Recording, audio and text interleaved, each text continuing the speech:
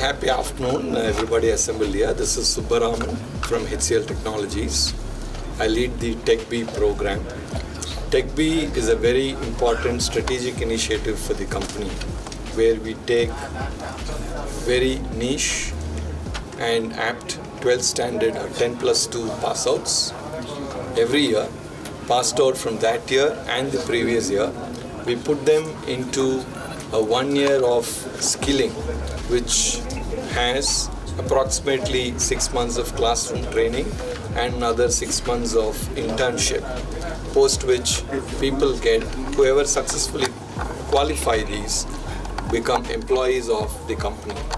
Now, this program is very revolutionary in nature because traditionally we as a society look at after 10 plus 2 going to a college and then look for a job. However, with this program, people have the opportunity to look at a job and while pursuing the job,